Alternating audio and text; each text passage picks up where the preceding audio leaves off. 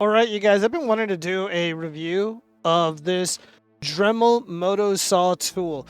This is pretty darn interesting, pretty unique. I didn't really know that Dremel made something like this. It comes in a big box, and within the box you get a really sturdy plastic case where you can store the tool and all the included accessories. Okay. All right, so we're just gonna go ahead and just give you the view because people like to see the case. You just go ahead and open that up one more time just to give you a look. You can put the manual right over here, and again the tool and all the included accessories, they fit snugly in here. Pretty darn cool. And this is a pretty sturdy plastic case, so your tool, your investment is going to be okay. So what do you get?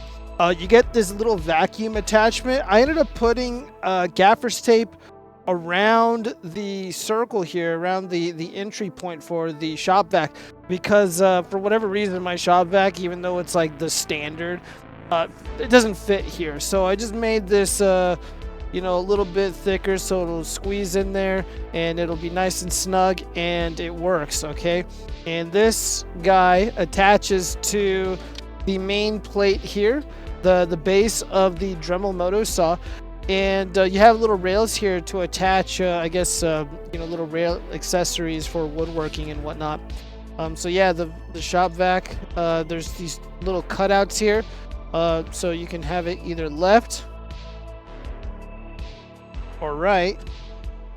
Okay, and I'm going to demonstrate this using this specific tool. We have these little rail, or these little clamps, these metal clamps.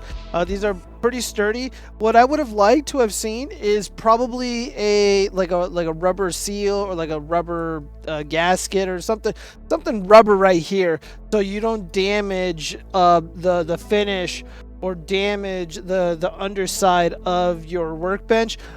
This surprisingly didn't damage it at all, and it really does hold the base of the MOTO-Saw in place. So now let's get to the star of the show, the Dremel MOTO-Saw.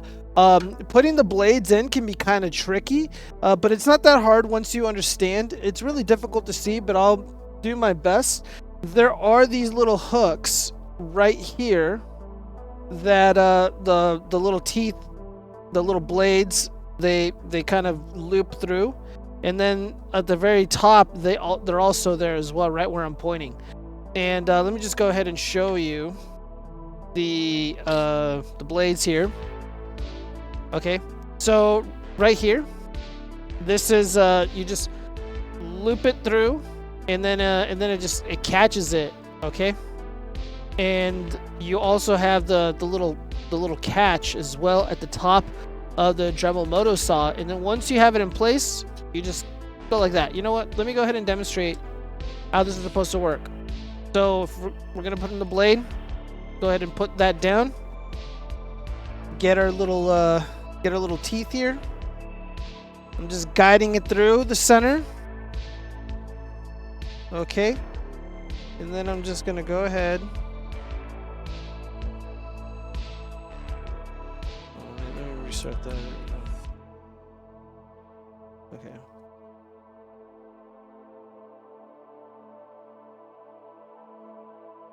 Just like that. This is not going anywhere. It's on there really good. Okay. So it's kind of wavy. It's kind of, you know, weird, junky, but it works. So the entire tool assembly, it really is just one piece. The only thing you got to assemble is the actual tool itself to the base of the Dremel MOTO-Saw. And you have this long neck here, so you can maneuver quite a bit of material. You have a nice plastic surface, really smooth, so whatever it is that you're cutting, or you know, whatever, it's not going to get damaged. Okay, and you have an on and off switch, and you also have an intensity setting or a speed setting. I like to have it at 6 for my specific purposes. Now let me go ahead and show you how this thing gets installed onto the plate. Also, before I do that, I just want to let you know that there are multiple types of blades you can get. I have fine wood cutting blades, and I also have metal cutting blades. For my purposes though, for what I am doing, which is cutting high density foam. The wood cutting seems to work really, really well, but nonetheless, I went ahead and bought extra blades, and these do come with their own blades. There was a bag of them. I don't know what happened to them. It doesn't matter. Let's go ahead and let's set this tool up. Okay. So just go ahead and push the power cord through the center of the base plate, okay? And the way that this tool connects, you want to just drop it in gently, just like this.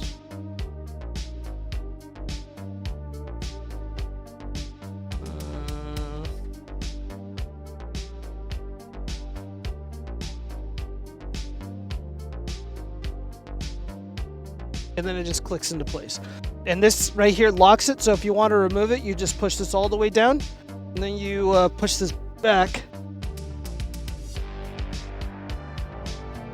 and it'll just come right out. But we're going to go ahead and demo this in a second, so go ahead and put this thing back. This is a little challenging because I am filming and doing this at the same time. There we go. Boom, shakalaka. Very, very easy.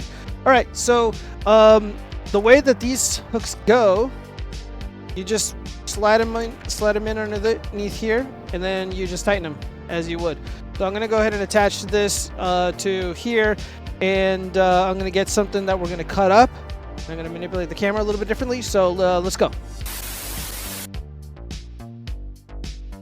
All right, you guys, so I have a foam piece that we're going to be cutting out. I have my shop vac. I'm going to have it sucking on the lowest setting. And this is on setting, let me make sure it's on setting 6. Yep, it's on setting 6. So yeah, let's go ahead and get this party started. I'm going to go ahead and turn it on. You guys probably won't hear it, so we're going to have a spooky background music.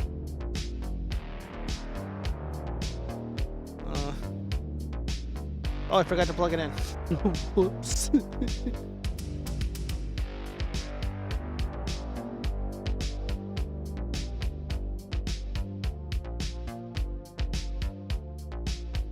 All right, it is now on.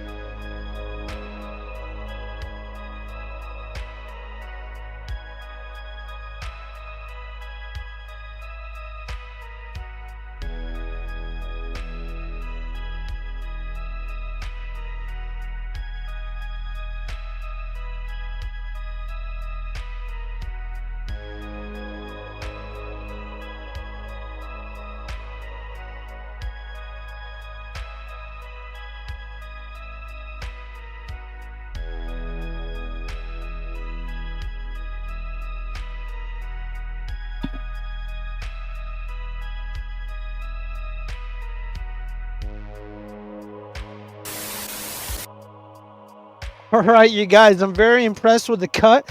The reason why you'd want to use something like this as opposed to like a pair of scissors is because sometimes it's really difficult to get the scissors at a 90-degree angle as opposed to the Dremel MOTO-Saw. It is always at a 90-degree angle. The cuts are very, very uniform, very, very even at a proper 90-degree angle. And yeah, this came out really, really great. And the reason why you'd want to use something like this is because you want everything to align perfectly when you're assembling a puppet, for example. And again, the precision that you get with something like this, it far outmatches a pair of even really nice scissors. And I've tried cutting foam with with a hot wire. I've tried all kinds of stuff, and it seems like this MOTO-Saw works the best. I love this tool because again, it just works. It just works really, really well. It's super compact. I love that it comes with a case, and I can pretty much put this on my Husky workbench. I can put this set this up on this Ryobi mobile workbench. I can set this up at a kitchen table if I really wanted to. God forbid, don't do that. Your girlfriend or your wife is gonna murder you if you try. But no, this is good. This is exactly what I expected. This is exactly what I want. Especially with right here the mouth plate. You want the mouth, the mouth plate or the mouth cutout. You want the mouth plate to sit on this, fairly evenly. Because if you don't, you're gonna have a puppet and it's kind of all wonky and out of proportion. But granted, you can probably fix that. Because the fabric and the foam, everything just kind of moves around. It shifts, right? So yeah. You can head over to Dremel.com. I'm going to leave a link in the description for the Dremel MOTO-Saw. Again, I love this thing. It comes with a case. It comes with a few blades. And again, it just works. It just works. What more could I say? Let me know what you guys think in the comment section. Hope you enjoyed the video. Peace out.